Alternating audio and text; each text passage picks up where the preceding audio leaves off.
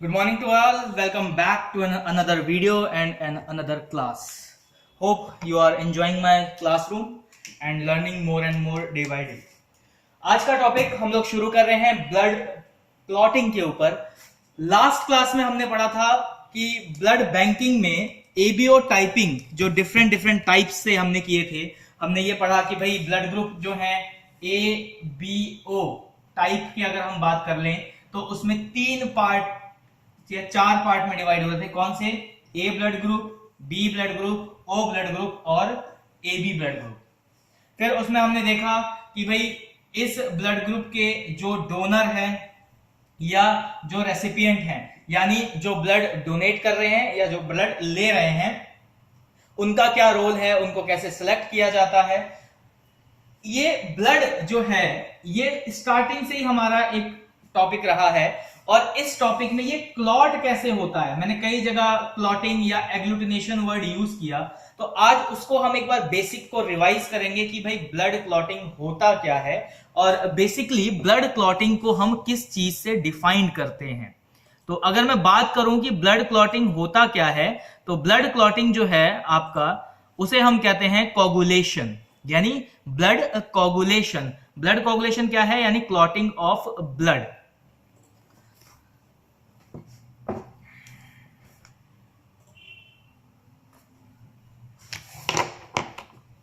तो blood coagulation करने से पहले, पढ़ने से पहले हमें वो सेल जानना जरूरी है कि कौन सा ऐसा सेल है जो क्लॉटिंग में सबसे इंपॉर्टेंट रोल प्ले करता है। भाई हमने पढ़ा आरबीसी के बारे में, रेड ब्लड सेल, ब्लड के अंदर ये भी एक सेल था। फिर हमने पढ़ा जिसे हम आरबीसी को अदर नेम क्या बोलते हैं? इरिथ्रोसाइट। फिर हमने पढ़ा डब्ल्यूबीसी के बारे में जिसे हम व्हाइट ब्लड सेल बोलते हैं, जिसका अदर नेम है ल्यूकोसाइट। और फिर हमने पढ़ा प्लेटलेट के बारे में जिसको हम दूसरे नाम से जानते हैं थ्रोम्बोसाइट। अब जब हमने ये पढ़ा तो हमने ये भी जाना इसमें कि भाई ये आरबीसी जब बनता है तो हम इसको प्रोसेस को क्या बोलते हैं? इरिथ्रोपोइसिस। शॉर्ट फॉर्म में अगर बोलूं तो ईपी, इरिथ्रोपोइसिस, यानी वर्ड के पीछे पोइसिस लगा है, मतलब उसके डेवलपमेंट फॉर्मेशन की बात हो रही है। और जब डब्ल्यूबीसी बनता है तो हम उसको बोलते हैं ल्यूकोपोइसिस, और प्लेटलेट बनता है तो उसको बोलते हैं थ्रोम्बोपोइसिस। यानी हमने ये भी जाना कि भाई ये सेल्स जो हैं वो कहां से बन रहे हैं, यानी हिमेटोपोइसिस का प्रोसीजर भी हमने लास्ट क्लास में कवर किया। अगर आपको ये क्लास समझनी है तो एक बार आपको मेरी पुरानी क्लासेस को देखना होगा, गो थ्रू करना होगा कि हिमेटोपोइसिस का पार्ट क्या है, आरबीसी क्या है, डब्ल्यूबीसी क्या है और प्लेटलेट क्या है। आप इसके लिए मेरा चैनल सब्सक्राइब कर सकते हैं और अपने बेल आइकन को भी प्रेस कर लें, जिससे आपको सारी अपडेट्स मिलती रहेगी। टॉपिक पे आ जाते हैं। ब्लड क्लॉटिंग जो है वो इंपॉर्टेंट रोल प्ले करता है एक ही सेल से, जो सबसे पहला इंपॉर्टेंट सेल होता है, प्राइमरी सेल जो क्लॉटिंग के लिए है वो है आपका थ्रोम्बोसाइट। वो है आपका थ्रोम्बोसाइट। तो पहले हम थ्रोम्बोसाइट के बारे में एक बार ब्रीफ समझेंगे कि भाई क्या चीज होती है, और फिर सीधा हम क्लॉटिंग पे आएंगे कि क्लॉटिंग क्या होता है, उसमें कौन कौन से फैक्टर इन्वॉल्व है। अच्छा, क्लॉटिंग में एक चीज और बता दूं कि आपको 13 एक फैक्टर है, लिस्ट ऑफ 13 फैक्टर्स होती है क्लॉटिंग की। ये लिस्ट है एक किसके? 13 फैक्टर्स की। याद रखना 13th फैक्टर, 13 फैक्टर है इसके अंदर। वैसे टोटल में देखा जाए तो 12 ही होते हैं, एक 6th फैक्टर होता है जो अभी तक अननोन है, नोन नहीं है। तो हम टोटल फैक्टर की बात करें तो 13 फैक्टर है। ये 13 फैक्टर आपको बिल्कुल स्पेसिफिक वर्ड बाय वर्ड याद ही करने पड़ेंगे। कोई ऐसा टीचर ये नहीं कह सकता कि इसको याद करने की जरूरत नहीं है। अगर मैं बोलूं कि फैक्टर को याद करने के लिए मैं कोई ट्रिक बताता हूं तो वो याद करने का तरीका है, लेकिन अल्टीमेटम क्या है? आपको याद ही करना पड़ रहा है, उसको पढ़ना ही पड़ रहा है। जैसे कहते हैं ना, एक स्पेसिफिक नेम है, आप उसको चेंज नहीं कर सकते। तो वही चीज है। मेरा मानना यह है कि आप दूसरे कॉन्सेप्ट से अगर आपको याद करने में इजी होता है तो आप अदर यूट्यूबर से हेल्प लेके, अदर वीडियो से हेल्प लेके आप उसको याद कर सकते हो। लेकिन मेरा मानना है कि एक एज इट इज वर्ड अगर याद किया जाए तो वो ज्यादा इजी हो जाता है। बाकी आप लोगों के ऊपर है, आप कैसे याद करेंगे। तो 13 फैक्टर जो है वो इंपॉर्टेंट है। 13 फैक्टर सबसे पहले हम पढ़ेंगे और उसके बाद वो कैसे कैसे वर्क करता है, कैसे उसका काम होता है, बॉडी में क्या काम है क्लॉटिंग का, हम वो जानेंगे। तो सबसे पहले रिवाइज कर रहे हैं हम प्लेटलेट के पार्ट को यानी थ्रोम्बोसाइट को। The most important cell which plays an important role in clotting.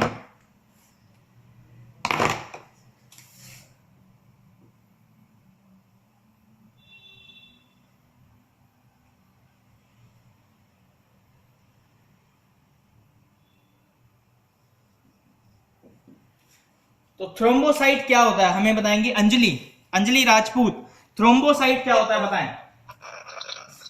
Thrombocytes सब प्लेटलेट होते हैं जो हमारे मतलब ब्लड क्लॉटिंग में हेल्प करते हैं। जो इनका जो साइज होता है वो 2 माइक्रोन इन डायमीटर होता है और इसकी जो लाइफ स्पैन होती है वो 5 से 9 साइट। और इसके अलावा कुछ?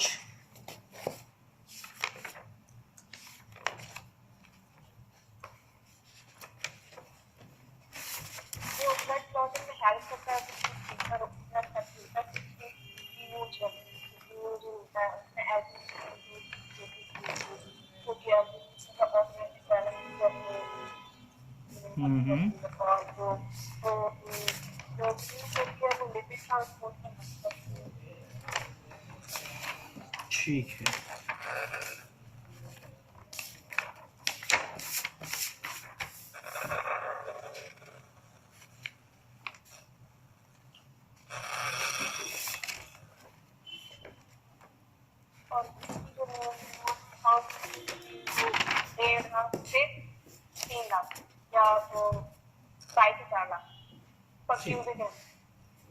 Okay done.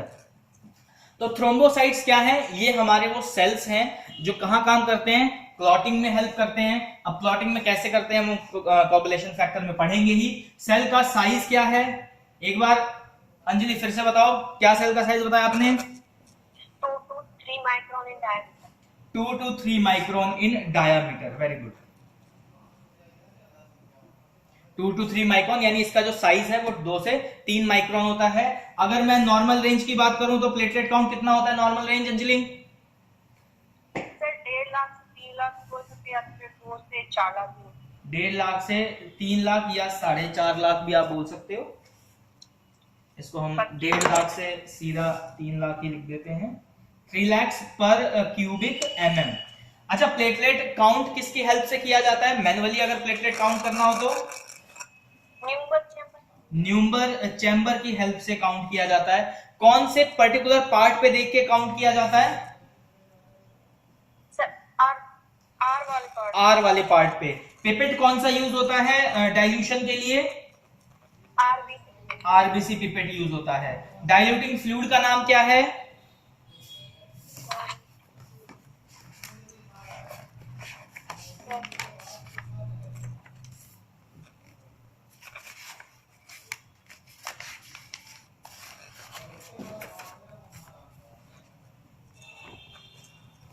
Platelet diluting fluid. चलो कॉम्बिनेशन बताओ क्या क्या होता है उसके अंदर?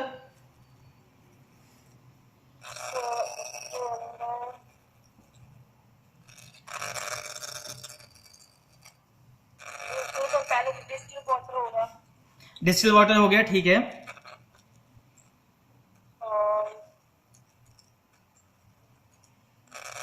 चलो मैं बता देता हूं। आपका रहता है प्रो हाइड्रोक्लोरिक एसिड जो कि है 0.3 ग्राम।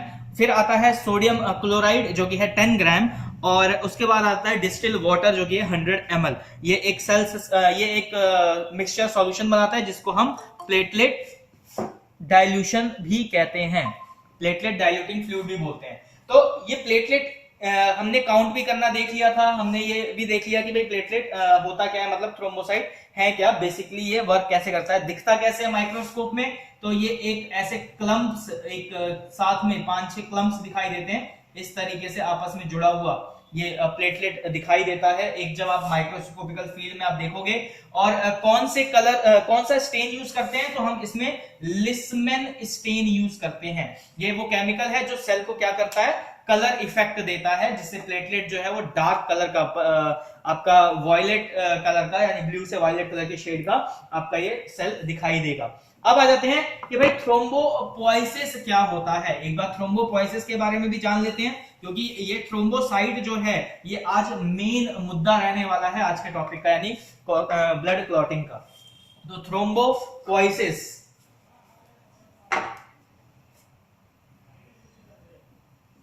तो थ्रोम्बोपोइसिस हमें बताएंगी प्रिया पाल, यस सर। बताएं। Hemocytoblast, pro hemocytostem cell, common myeloid progenitor cell, megakaryoblast, megakaryocyte, thrombocyte.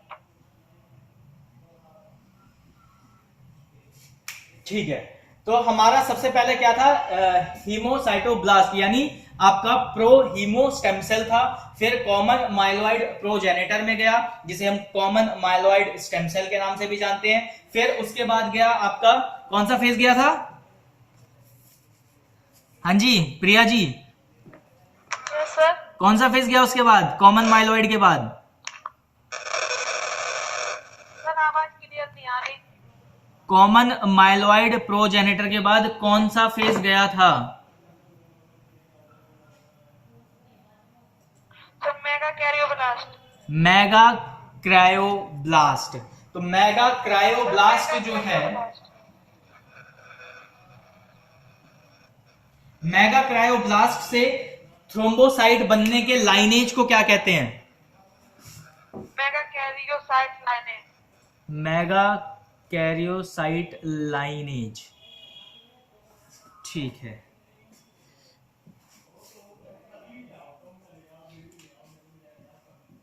तो आपको ये भी पता लगा कि भाई थ्रोम्बोपोइसिस में क्या हो रहा है कि आपकी सेल्स बन रही है कहां से, स्टेम सेल से बन रही है। एक बार बेसिक समझ लेते हैं कि भाई स्टेम सेल कहां बन रहा होता है। तो स्टेम सेल बन रहा होता है हमारा बोन मैरो में, बोन मैरो में बन रहा है। और बोन मैरो में क्या होता है कि बोन मैरो में दो मैरोज बनती हैं। कौन कौन सा मैरो बनती है? एक होती है रेड मैरो और एक होती है येलो मैरो, ठीक है। तो रेड मैरो क्या होता है, रेड मैरो में आपका जो सेल्स के पार्ट है वो बनते हैं, और येलो मैरो जो है, येलो मैरो में क्या है, अदर सारे कॉम्पोजिशंस जो प्लाज्मा वगैरह का पार्ट है वो भी इसी में बनता है। अब इतना समझ में आ गया आप लोगों को? Anjali, Vishant, yes sir. नहीं विनीत है आज, क्या बात है, विनीत भी आ रखे हैं। विनीत, इतना पार्ट समझ में आ गया था? ठीक है, अब मुद्दे की बात पे आ जाते हैं, ब्लड क्लॉटिंग जो आज का हमारा टॉपिक था, ठीक है। तो ब्लड क्लॉटिंग है क्या, पहले तो ये समझना है। तो ये एक प्रोसेस है जिसमें बहुत सारे फैक्टर इन्वॉल्व रहते हैं। एक मिनट होल्ड करना प्लीज।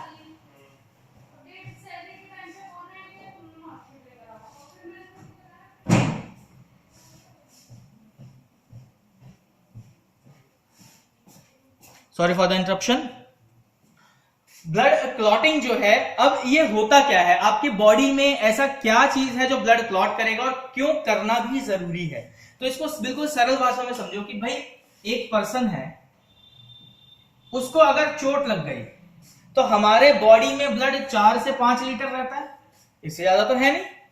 अगर ये 4 से 5 लीटर ब्लड एक कट से निकलना स्टार्ट हो जाए और वो अपनी साइकिल को वहीं से एग्जिट करता रहे, वापस रूटीन साइकिल में ना जाए, तो क्या होगा, ये फिनिश हो जाएगा।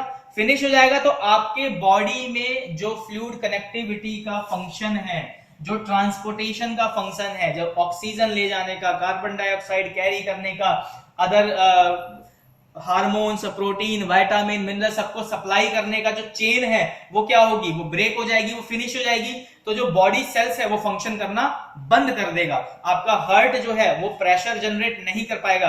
हार्ट क्यों पंप करता रहता है कंटिन्यूअसली, उसका मेन रीजन है वो एक क्लोज्ड लूप में चलता है। हार्ट का पंपिंग का जो प्रोसेस है वो क्या है, वो बेसिकली ये प्रोसेस है वो क्लोज लूप में है। अगर आप क्लोज लूप नहीं रखोगे, अगर आपका क्लोज लूप नहीं रहेगा तो हार्ट भी धीरे धीरे उसकी पंपिंग स्लो हो जाएगी और वो स्टॉप कर जाएगा, जिसे हार्ट अटैक के नाम से भी आप जानते हो। क्या होता है, रिदम बिगड़ जाता है, PQRS लब डब साउंड आती है हर्ट की। जब आपने हर्ट पढ़ा होगा फर्स्ट ईयर में तो आपने उसमें पढ़ा होगा कि PQRS जो ECG का ग्राफ है उसमें देखा जाता है कि कैसे, इको का जो ग्राफ आता है उसमें भी आपने ये वर्ड, इससे आप नोन होंगे। हम आ रहे हैं क्लॉटिंग पे ही। तो क्लॉटिंग क्या है? ये एक क्या है? प्रोसेस है by which blood cells combines together to form a clumps to stop the unwanted blood cell flow in a wrong direction। बहुत सिंपल लैंग्वेज में समझा रहा हूं कि ब्लड क्लॉटिंग क्या है। ये वो प्रोसेस है जिसमें क्या होता है कि एक पर्टिकुलर साइकिल में जो फ्लो चल रहा है, यानी ब्लड का जो एक पर्टिकुलर साइकिल में फ्लो चल रहा है, अगर वो साइकिल टूट जाती है कहीं से और ब्लड का जो डायरेक्शन है फ्लो का वो चेंज हो जाता है, तो क्लॉटिंग फैक्टर क्या करता है? ब्लड क्लॉट क्या करेगा? उस डायरेक्शन को वापस वहां पे अदर सेल कॉम्पोजिशंस मिलके उस वॉल को जहां पे वो ब्रेक हुआ है उसको वापस से स्टक कर देंगे, जोड़ देंगे, जिससे क्या होगा? जो ब्लड फ्लो है वो दोबारा से अपनी साइकिल में कंटिन्यू हो जाएगा। इतनी बात समझ में आ गई कि ब्लड क्लॉटिंग बेसिकली करता क्या है, ये आपको समझ में आ गया। अगर कोई पूछेगा कि व्हाट इज ब्लड क्लॉटिंग, तो क्या आप क्या बोल सकते हो कि ब्लड क्लॉटिंग क्या है? ये एक प्रोसीजर है, प्रोसेस है, किसका? ब्लड सेल का। किसका प्रोसेस है? ब्लड सेल का प्रोसेस है। ये ब्लड सेल बेसिकली क्या करते हैं? ये ब्लड सेल जो आपके RBC, WBC, प्लेटलेट है और अदर कंपोनेंट जो प्लाज्मा में प्रेजेंट हैं, वो क्या करते हैं? प्लेटलेट क्या करेगा? आपके सबसे पहले प्लेटलेट का काम होता है कि प्लेटलेट की हेल्प से वो क्लॉटिंग फैक्टर को एक्टिवेट करता है और जहां पे वो कट लगा है, जहां पे वो फ्लो की डायरेक्शन चेंज हो गई है या एग्जिट हो रहा है, उसको क्या करेगा? उसको ब्लॉकेज कर देगा। किसकी हेल्प से? इन सभी कंपोनेंट्स की हेल्प से। ठीक है। इसमें जो मेजर रोल प्ले होता है फैक्टर्स का या कॉम्पोजिशन अगर आप बोलें तो थ्रोम्बोसाइट, प्रोटीन, कैल्शियम और विटामिन के, यानी थ्रोम्बोसाइट, प्रोटीन, कैल्शियम और विटामिन के, ये 4 मेजर कंपोनेंट्स हैं जो ब्लड क्लॉटिंग में हेल्प करते हैं। और ये 4 मेजर कंपोनेंट्स में से आपका कौन कौन सा कंपोनेंट जो है वो बॉडी के अंदर ही बनता है, तो अगर मैं उसकी बात कर लूं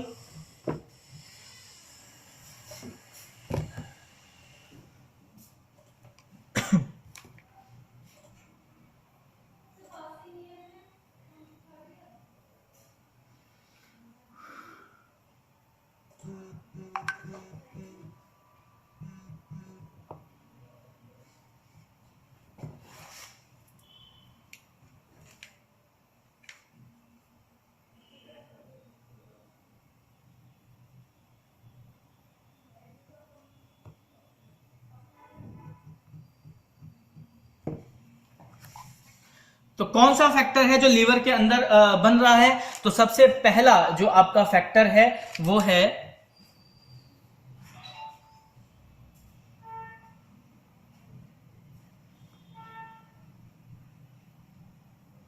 प्रोथ्रोम्बिन, जो कि क्या कर रहा है? आपका लीवर के अंदर बन रहा है। दूसरा है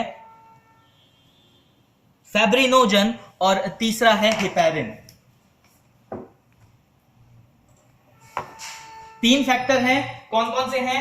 फिब्रिनोजन,